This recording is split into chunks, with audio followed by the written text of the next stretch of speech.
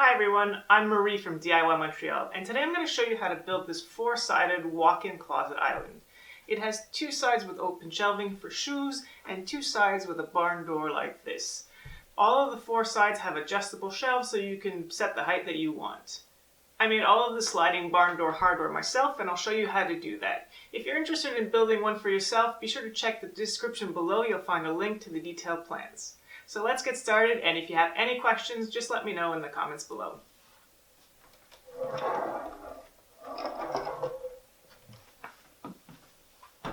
Like most projects, this build started with a trip to the lumber store. I used 2 sheets of maple plywood for the cabinet, but this was before I upgraded my table saw, so I took the easy route and had all my pieces cut at the store. I just handed the guy the cutting diagram from the plans, and he had it all cut in under 10 minutes.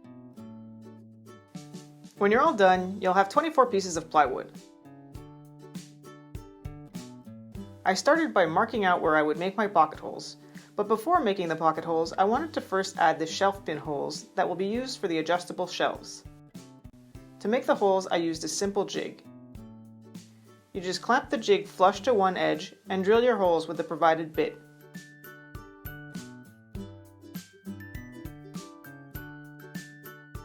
Once you reach the end, slide it over and reposition it with the provided pin and keep going. Repeat this on the opposite side, making sure to start from the same edge so your holes are aligned. Next, I grabbed my new pocket hole jig and pre-drilled all of the pocket holes. All of these details are mapped out in the detail plans. Again, check in the description below if you're interested in making this build for yourself. I also need to pre-cut the slots for these Z-clips I'm going to use to attach the tabletop. I wasn't sure how to measure the distance at which to cut the slots, so this is the best I could come up with. I transferred that measurement onto my workpiece and used my palm router with a spiral bit to make the grooves about 1 inch long. I didn't think of it at the time, but using a biscuit joiner to make these slots would be even better.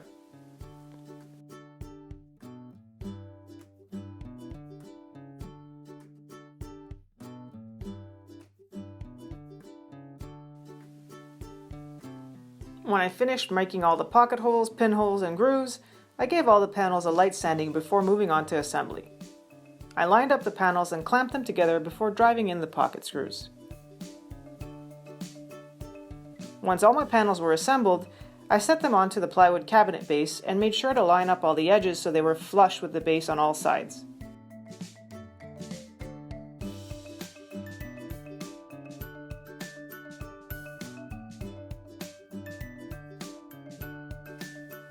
I then attached it with pocket screws starting from the outside corners and working my way in. Next, I slipped in the inside divider with the help of a mallet and lined it up with some markings I had drawn on the inside face of the vertical panels. Okay, so here's what the cabinet looks like so far. Next, I'm going to dress it up with some face framing and add a small base, kind of like a toe kick, underneath it.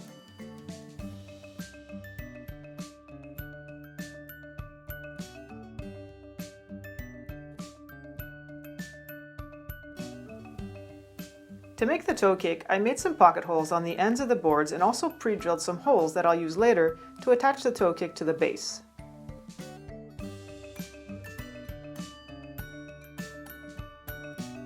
After clamping together the frame, I made sure to check for square and then drove in all the screws.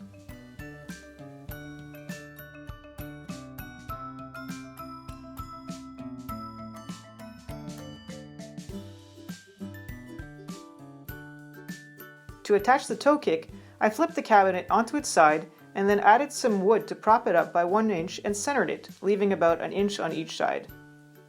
I used some clamps to help hold it in place while I drove in the screws.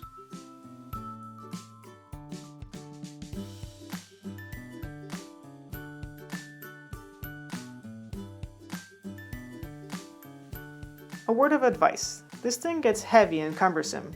I moved it into the room it would be living in after I painted the base, and then I finished adding the top, shelves, and doors after I had moved it. Next, I wanted to dress it up and hide the cut edges of the plywood. I used some finished pine that I attached using a bead of glue and some brad nails.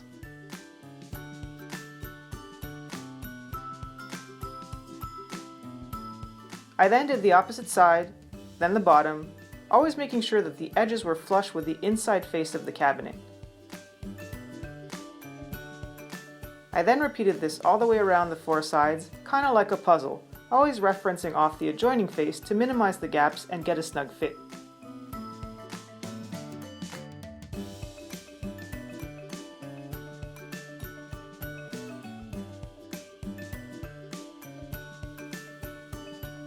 I did the same thing for each of the long shelves, applying a bead of glue and securing it with brad nails.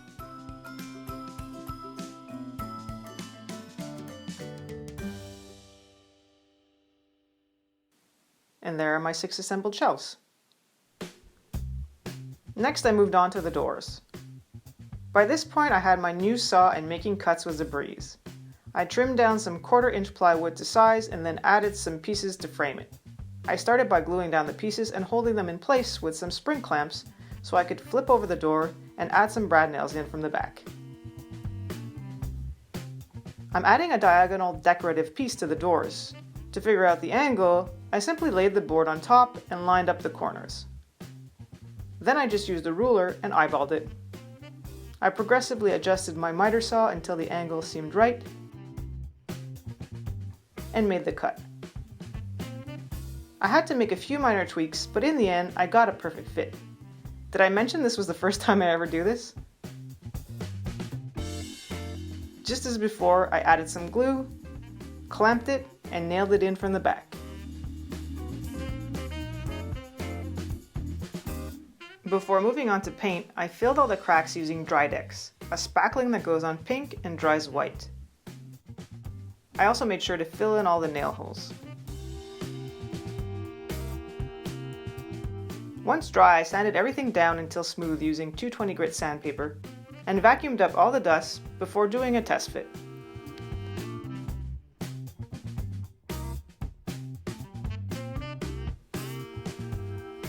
I'm using enamel type paint that's a bit more resistant than regular paint. I diluted it a bit so I would get a nice smooth finish with my sprayer. Having a spray gun really makes painting so much faster. I put on a coat on all 4 sides in under 20 minutes. I applied 3 coats in all, lightly sanding with 320 grit sandpaper in between each coat. Okay, we're not quite done yet. Next I moved on to the tabletop that I'm making out of 2x6s. I started by cutting the 3 boards in half. Now even though this is finished pine, I found that some of the boards had warped and there were gaps in between the joints. I wasn't too happy with this, so I decided to mill the lumber again. I first ran it flat on the joiner, then did the edges, and finally ran them all through the planer. To assemble the boards, I only used glue. I spread on a generous amount and clamped them together.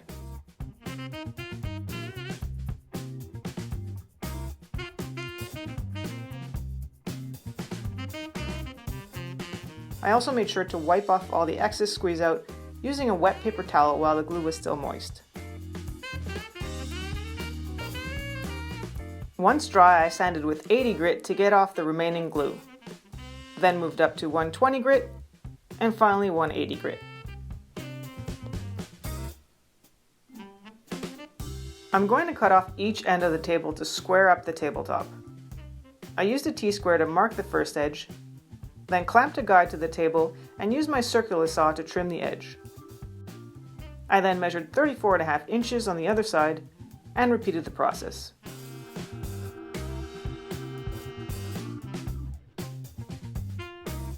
To soften the edges, I'm using a roundover bit, going once around the top edge in a counterclockwise direction.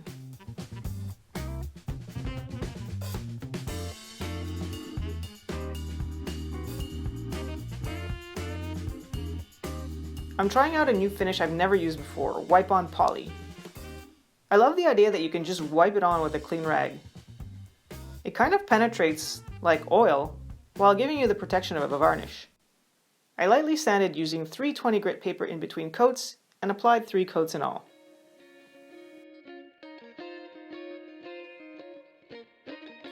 Okay, the last part of this build is the barn door hardware. I bought some 1-inch aluminum flat bar that I cut down to length using a hacksaw. FYI, I'm following a tutorial from Shanty to Chic on how to make this custom hardware. I'll leave a link down below that explains the whole process if you want to check that out.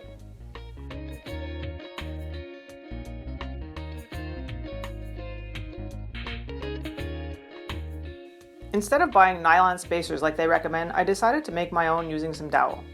Thank goodness for my drill press table, otherwise drilling this hole would have been quite the challenge. If you don't have this set up, find a way to clamp down the piece so it doesn't get stuck on your drill bit. I'll be painting these black too. To mount the barn door hardware, again I'm following Shanty to Chic's tutorial by marking one end, drilling a pilot hole, and mounting the bar with a spacer and a hex screw. I then use a level to mark the second hole and repeat.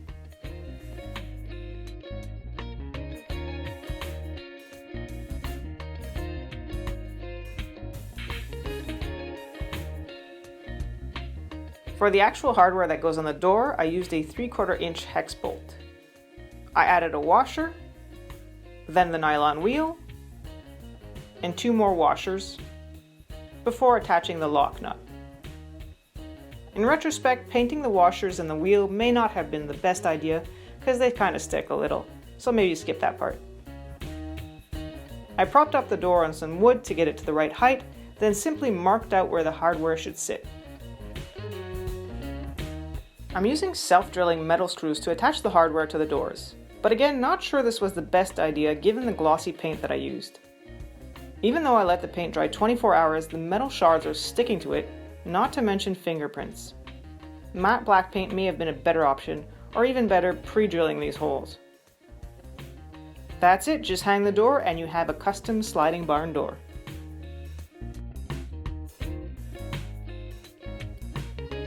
Last but not least, I dropped on the tabletop and made sure it was centered from all sides.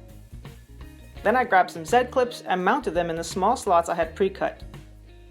You may notice I made a lot more slots than I needed, since I wasn't exactly sure how this was going to work out. I only needed the ones in the front, on the sides here, and I didn't use the ones in the back. So that completes this build. If you want to build one for yourself, be sure to check out the link to the plans in the description below. And if you liked this video, please give it a thumbs up, and be sure to leave me your comments or questions below. Thanks for watching. Until next time, see you soon. 2 sides with open shelving. Hi, kitty cat. I think you're in the shot. I guess she likes it.